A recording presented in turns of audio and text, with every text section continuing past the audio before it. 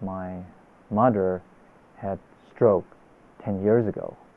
Left side of her body, she would not have any control. So she couldn't walk, and she couldn't use her left arm or hand. She could not eat food on her own or even unfold her reading glasses. It had a huge impact on me about using technology to help people like my mother.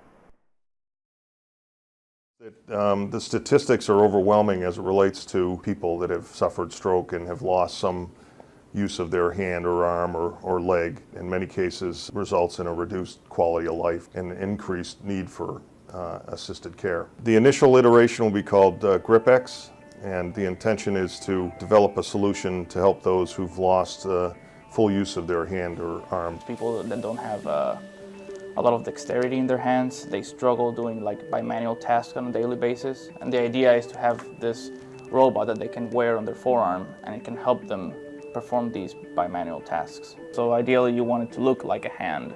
So we went off of that for the basic gripper. This gripper is very easy to operate. As you can see, I just wear this like a typical arm brace. If I move my wrist forward, it will close.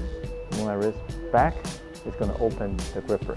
So very simple wrist motion, I can control the gripper to grasp things and hold things.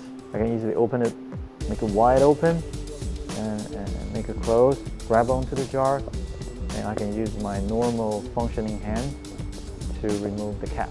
The grip is strong enough, I can hold the whole jar up like that. The machine learns about like what your capabilities as a user are.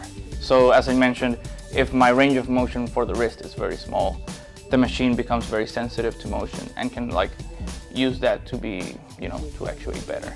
Meanwhile, if the person has a wider range of motion, the machine also like notices that and can calibrate accordingly. People, they don't need to go through very intense or complicated training.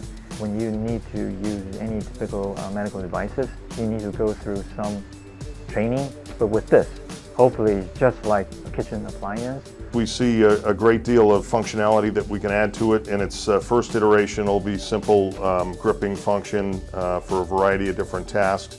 But next iterations, we expect to include utilities like a camera that will aid in orienting the gripper in a way to pick up whatever the object is, change the force required to pick that particular object up, and as well as providing biometric functionality. We want to roll out this gripper and get this to the hands of those people who can really benefit from it as soon as possible.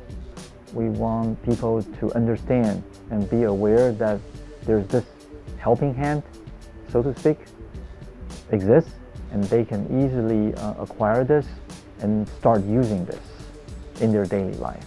It's a huge part of where medical devices in particular are going. With the advent of robotics and technology in general, there's so much more that can be offered to patients in recovery, and I think it comes down to, again, that ability to allow a patient to restore their independent living and enhance their quality of life. I think the same principle probably can be applied to helping other conditions, such as helping people to walk or giving people more strength.